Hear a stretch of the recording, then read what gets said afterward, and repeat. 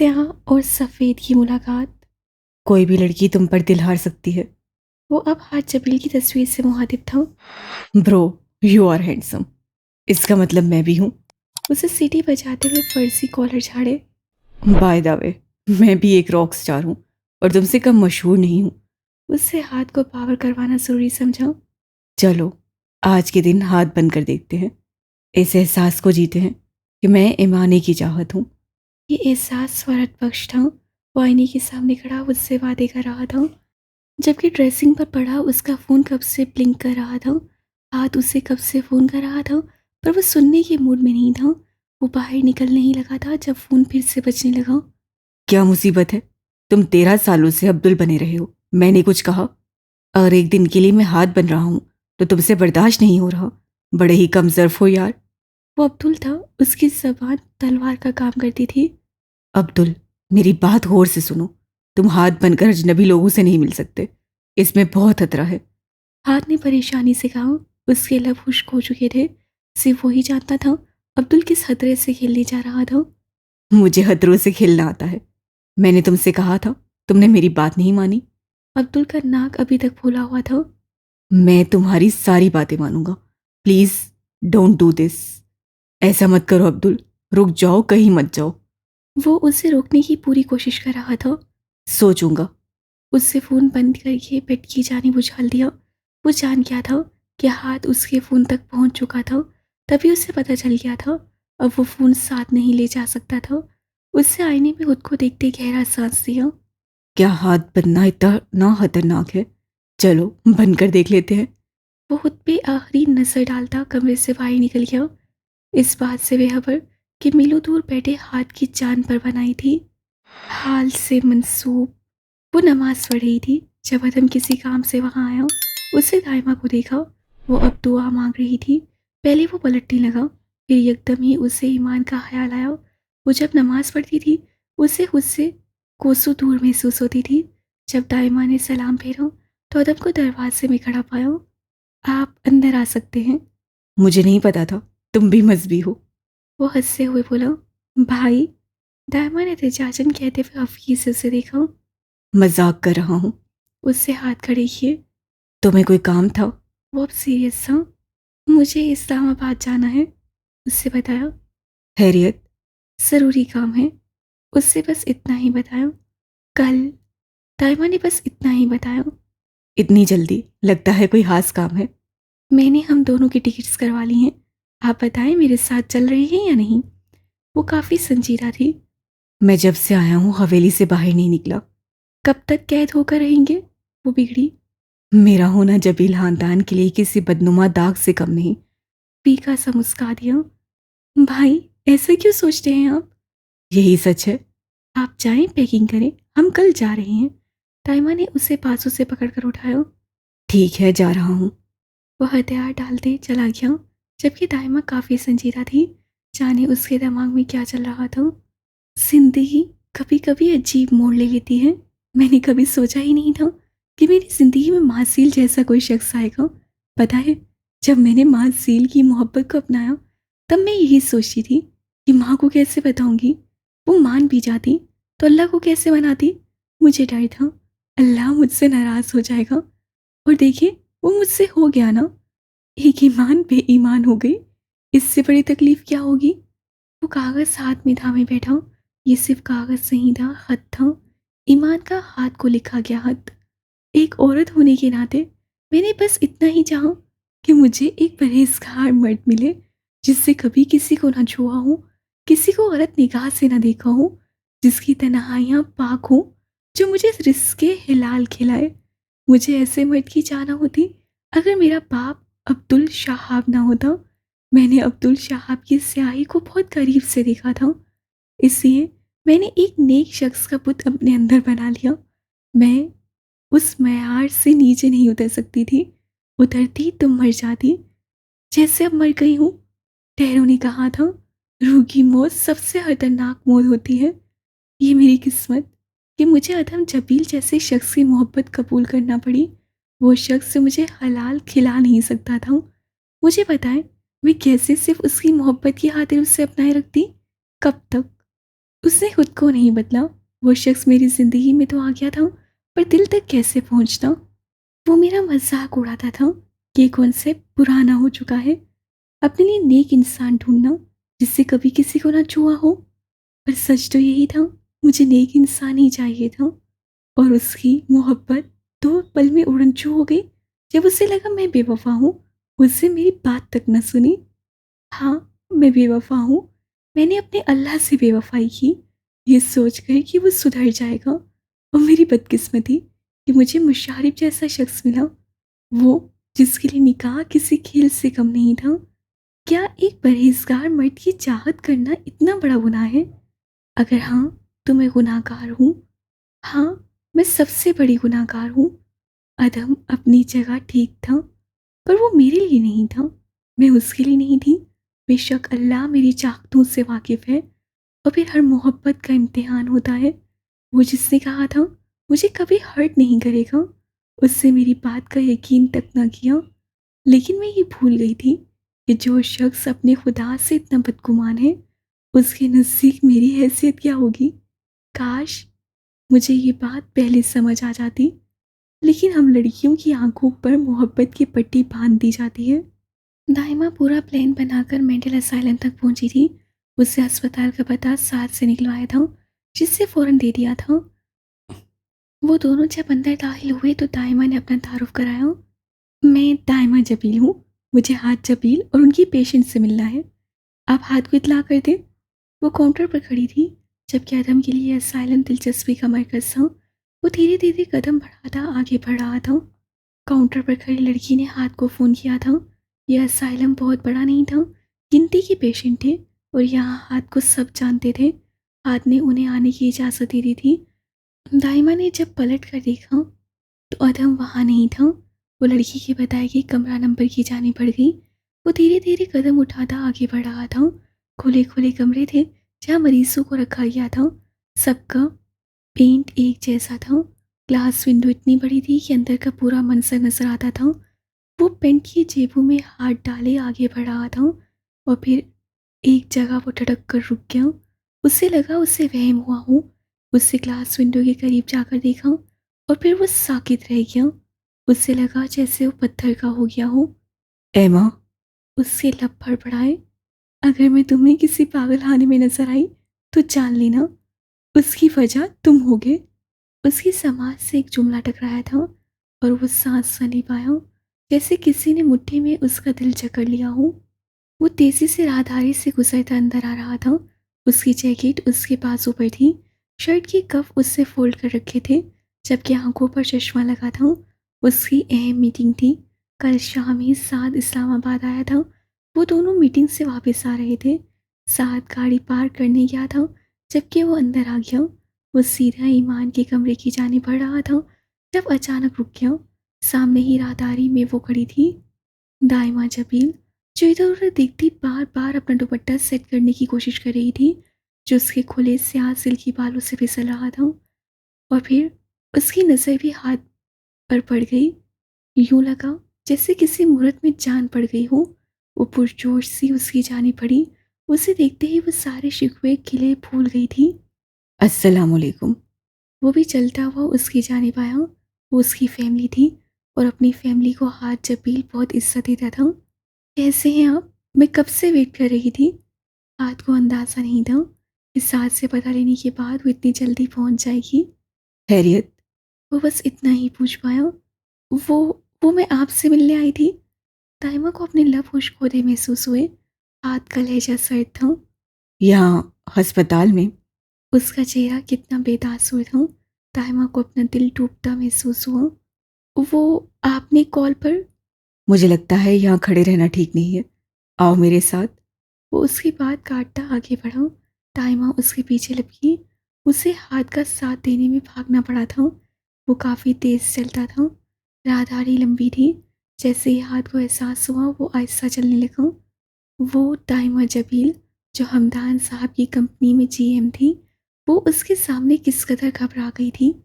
वो दोनों अब चलते हुए राहदारी के आखिर में बनी उस बैलकोनी में आ गए थे, जहाँ से पूरा शहर नजर आता था। ये बैलकोनी काफ़ी खुली और बड़ी थी, जहाँ गोल मेज से गिर्द कुर्सियाँ रखी थीं, जिन पर बैठकर शहर का खूबसूरत नज़ारा किया जा सकता था। शहर का मंजर हसीन था। सूरज आहिस्ता-आहिस्ता गुरूब हो रहा था। वो दोनों खड़े रहे। उसकी सुर्ख रोशनी में दाइमा का सरापा मज़ीद खूबसूरत लग रहा था। उसके कंधों पर बड़ी स्याह शॉल उससे संभल नहीं रही थी, जबकि दुपट्टा फिर से फिसल गया था। अब बताओ, किसके साथ आई हो? कुछ खाया या पिया? नहीं, अभी कुछ नहीं खाया। गौतम भैया के साथ आई थी, पता नहीं कहाँ चले गए हैं। दाइमा ने चारों जानिब नजर दौड़ाई। अधम के नाम पर हाथ के कान खड़े हुए। ठीक है, तुम बैठो, मैं कुछ मंगवाता हूँ। उससे फ़ोन निकाला और साद का नंबर मिलाया। हेलो साद, मैं यहाँ बैक साइड पर बैल्कनी में हूँ। आते हुए कुछ खाने को ले आना। मेरी कज़न आई हैं, उनके लिए। फ़ोन बंद करके वो उसकी जाने मतवज्जा हुआ। वो अब बैठ चुकी थी। दुपट्टा फिर से सर पर जमाया। हाँ, अब बोलो, कोई ज़रूरी बात थी ना? उससे अपनी जैकेट कुर्सी के बाजू पर टिका दी और उसकी जाने मतवज्जा हो गया। वो वो ताइमा ने खुश्क लबों पर जुबान फेरी। कितना मुश्किल था ना उसका सामना करना। फ़ोन और मैसेज पर वो कुछ भी बोल देती थी। हाँ, मैं सुन रहा हूँ। वो उसकी जाने मतवज्जा था। ताइमा की घबराहट उससे मुअफ़्फ़ी नहीं थी। आपने उस दिन कहा था आप किसी से मोहब्बत। क्यों, यकीन नहीं आया था? वो काफ़ी संजीदा था। मुझे लगा आप मजाक। दाइमा, पहले मैंने कितनी बार तुमसे मजाक किया है? उससे फौरन कहते बालों में हाथ फेरा। वो कुर्सी पर बैठी थी, जबकि हाथ सामने खड़ा था। दाइमा का रंग फीका पड़ा। एक मौहूम सी उम्मीद थी, वो भी तोड़ रहा था वो शख्स। मेरे साथ आओ। वो पलटा और तेजी से दाएं जाने बढ़ा, जहाँ कितार में काफ़ी कमरे थे। वो फौरन उठकर उसके पीछे चली। कुछ कदम के फासले पर वो एक कमरे के सामने रुका। लोहे का ऑटोमेटिक दरवाज़ा बंद था, जैसे लॉक किया गया हो था। और अब ग्लास विंडो के सामने खड़ा था वो। ताइमा आहिस्ता आहिस्ता कदम उठाती उससे करीब आकर खड़ी हो गई। वो उससे एक कदम पीछे थी। सामने ही बेड पर वो सोई हुई थी। आजकल डॉक्टर्स उसे ज़्यादा सुला रहे थे। सुकून आवर दवा के ज़ेर असर। जितना वो सोती, उतना उसका दिमाग रिलैक्स होता। कभी कभी हमारी दुनिया एक शख्स पर आकर ख़त्म हो जाती है। वो उसे देखते ही कह रहा था, जबकि दाइमा हैरत से ईमान को देख रही थी, जिसका चेहरा इतना वाज़ेह नहीं था। उसका दिल रुक गया था। यानी उससे कॉल पर जो कहा था सच कहा था। ये ना भी होती मेरी ज़िंदगी में, तब भी तुम मेरे लिए काबिल एहतराम ही रहती। तुम मेरे भाई की मंगेतर हो। वो सीने पर बाजू बांधे खड़ा था, जबकि निगाहें ईमान पर जमी थी। वो उससे एक कदम पीछे खड़ी थी। वो उसकी आंखों में उभरने वाले बेसाख्ता आंसुओं को नहीं देख सकता था। लेकिन मैं आपसे मुँह कपकपाते अल्फाज उसके लबों से निकले। मैं चाहता हूँ तुम इन जज्बों की यूं तौहीन मत करो। तुम्हें यकीनन एक अच्छा हमसफ़र मिलेगा, जो तुम्हें हमेशा खुश रखेगा। कुछ चीज़ें हमारे बस में नहीं होती दाइमा। वो मुंह पर हाथ रखती ही पलट गई। भागने के अंदाज में वो बैल्कनी तक पहुंची थी और फिर उसी कुर्सी पर गिरने के अंदाज में बैठ गई। यानी उसका सफ़र फजूल था, उसकी कोशिशें फजूल थीं। वो हाथों में मुंह छुपा कर रो पड़ी।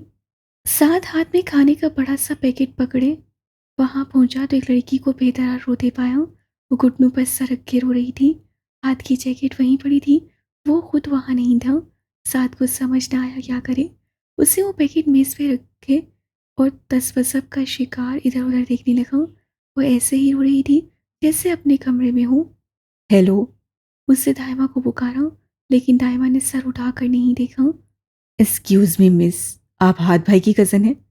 उसे जरा सा झिझकते हुए आहिस्ता से पूछा और तभी दाइमा ने सर उठाया। किसी को देखकर सांस रुकना कैसा होता है ये साद को आज पता चला था।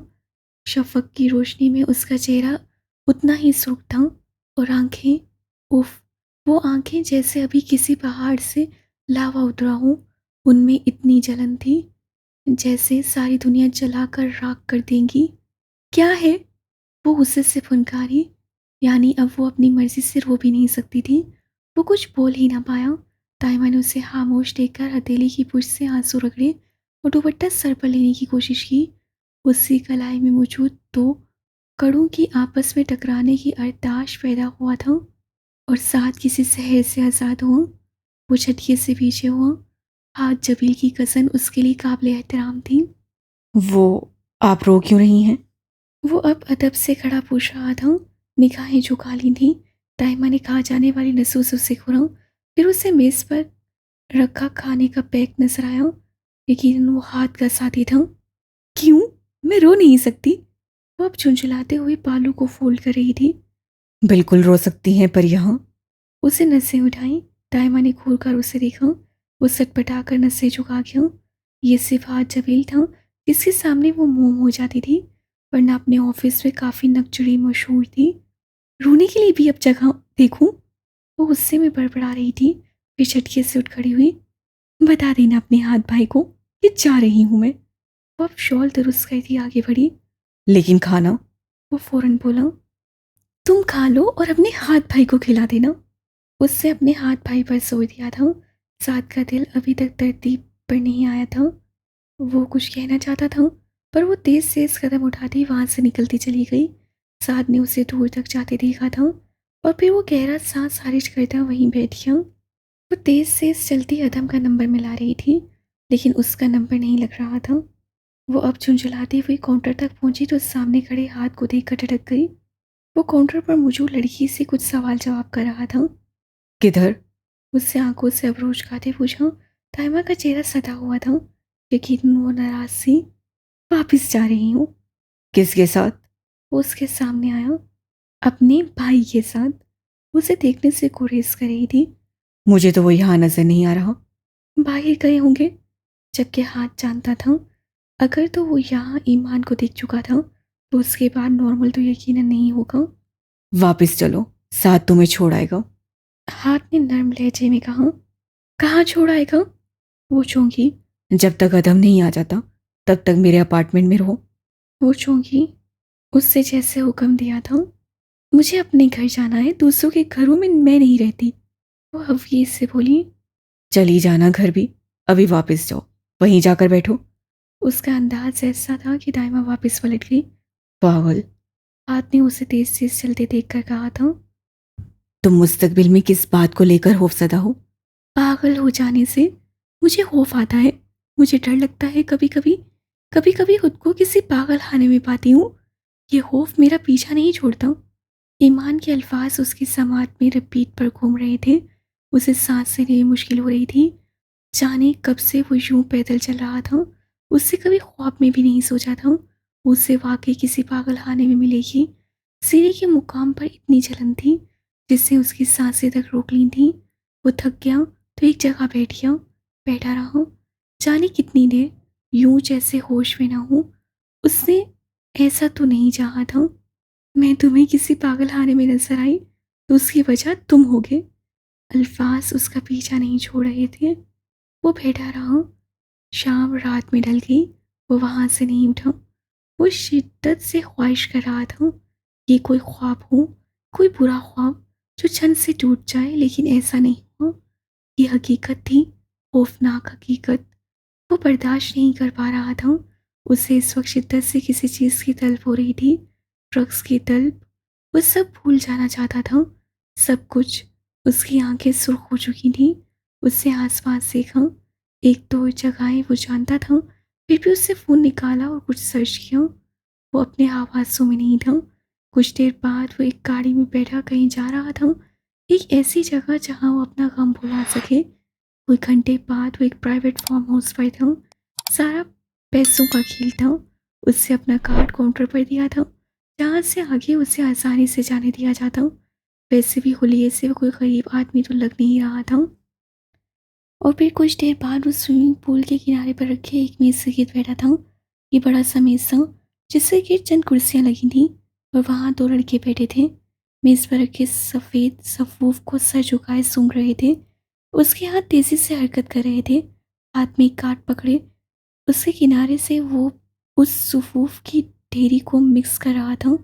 फिर उसने पास से पड़े एक कागज़ को फोल्ड किया, उसका पाइप बनाया और झुककर सफूफ एक गहरा सांस लेते अंदर उतारा।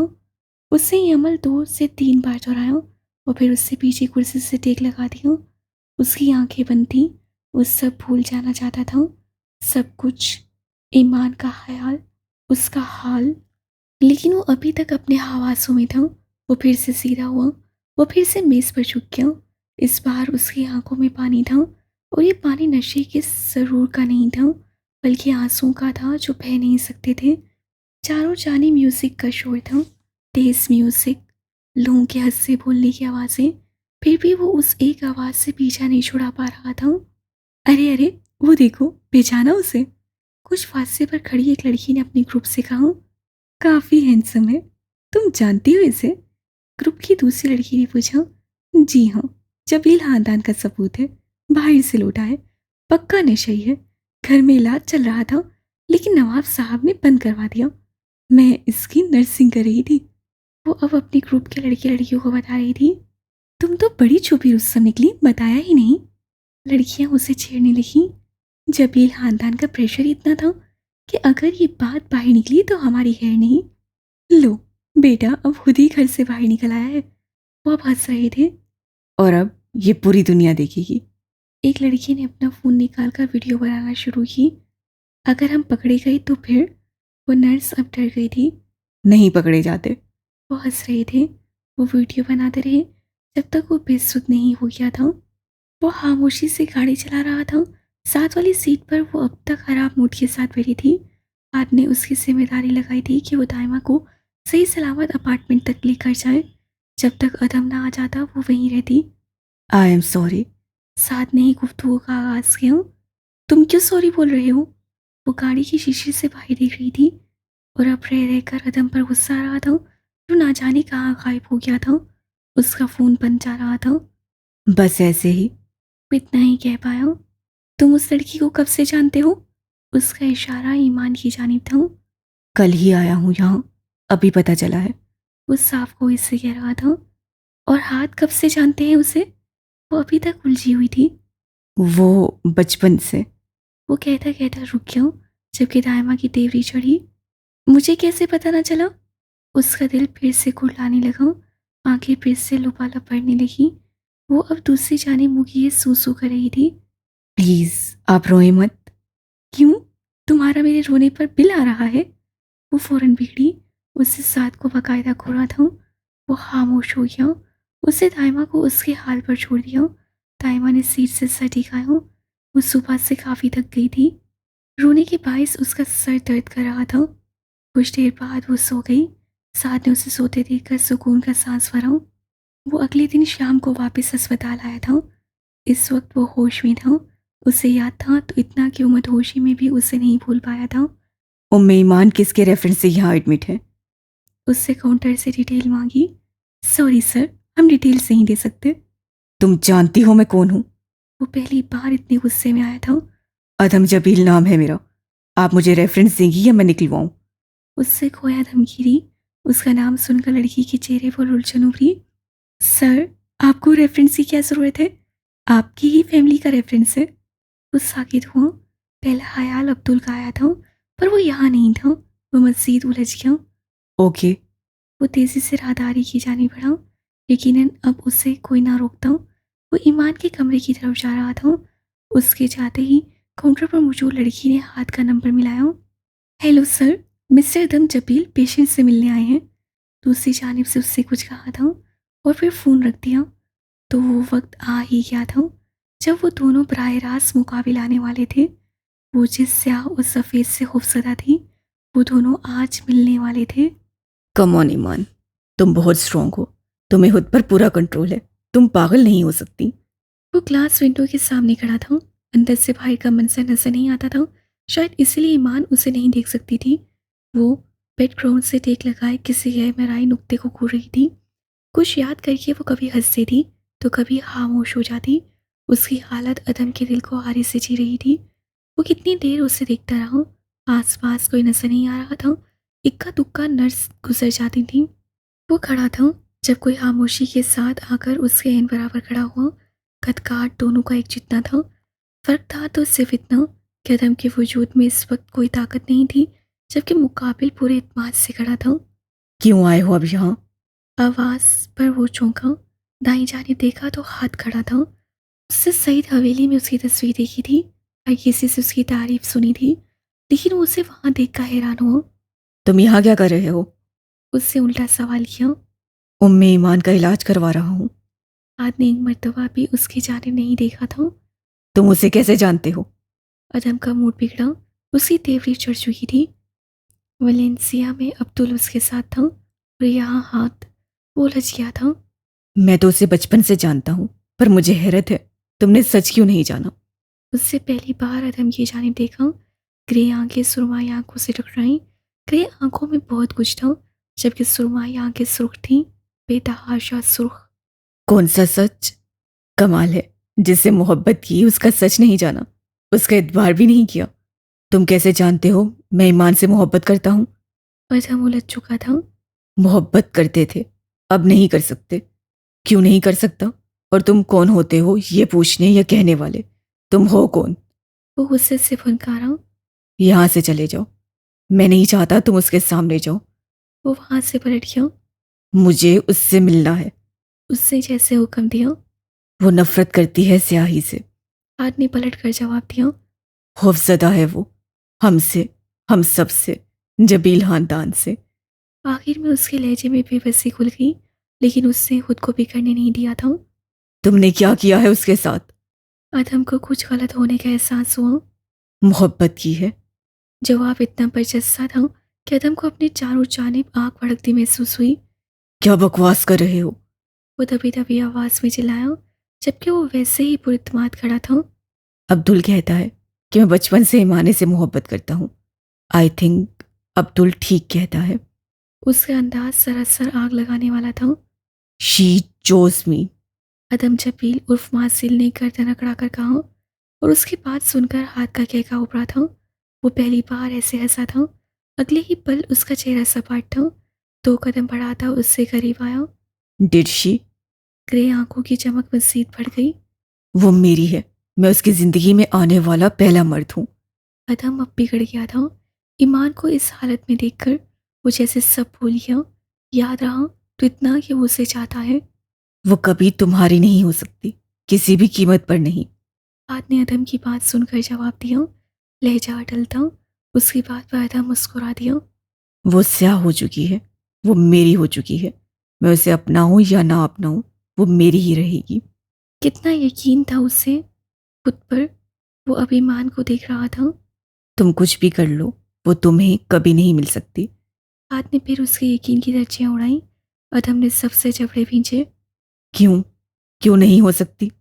She is my wife. आद ने गोया धमाका किया, और अदम ने उसे गर्दन मोड़कर ऐसे देखा जैसे उससे कोई अनहोनी बात कर दी हो। वो फटी फटी निगाहों से उसे देख रहा था, जिसका चेहरा जज्बात से आ रही था। उम्मे हानम ऐसे नहीं मिल जाती। उम्मे हानम के लिए रोहान जबील बनना पड़ता है। आद ने सीने पर बंधे हाथ अब पेंट की जेबों में डाले और रुख मोड़कर अदम को देखा, जो उसे ही देख रहा था। दोनों की नसें पल भर को फिर से टकराईं। वो अब तक तुम्हारे पास इसलिए थी कि मैंने ऐसा चाहा था। अब मैं नहीं चाहता कि तुम ईमान के आसपास भी नजर आओ। उसकी आंखों में, उसके लहजे में क्या कुछ नहीं था। अदम को अपना वजूद भस्म होता नजर आया। मिस्टर जबील, आइए, हमें आपसे कुछ ज़रूरी बात करनी है। इससे पहले कि अदम कोई जवाब देता, अचानक वहाँ एक डॉक्टर आई और सफ़ेद उसे वहीं छोड़कर चला गया। अदम ने बेयकीनी से ग्लास विंडो के पार देखा। अगर मैं कभी तुम्हें किसी पागलखाने में कैद नजर आई तो उसकी वजह तुम होगे। उसकी समाज से चंद अल्फाज टकराए और अपना वजूद रेत की तरह उड़ता महसूस हुआ। ये सब क्या हो रहा था? क्या ईमान की शादी हाथ से हुई थी? वो जानता था उसकी शादी हो गई थी। उससे तो पलट कर कभी ईमान की खबर नहीं ली थी। वो तो अपने गम से बाहर ही नहीं निकला, बल्कि उससे सलमा बेगम को कॉल करके ईमान का किरदार ही मशकूक बना दिया था। क्या कर दिया था उससे? खुद अपने पैरों पर कुल्हाड़ी मारी थी। हाथ ने राहदारी से मुड़ते हुए पलट कर अदम को देखा था। वो ये सब ना करता, लेकिन वो ईमान के सारे खतूत पड़ चुका था। वो अब अदम का साया भी उस पर पड़ने नहीं दे सकता था। अब्दुल को लगता है मैं ईमानी की कहानी का विलन हूँ, और विलन अपनों या दूसरों के लिए अपनी मोहब्बत नहीं छोड़ते। वो अदम को देखते बड़बड़ाया और फिर सामने मौजूद कमरे में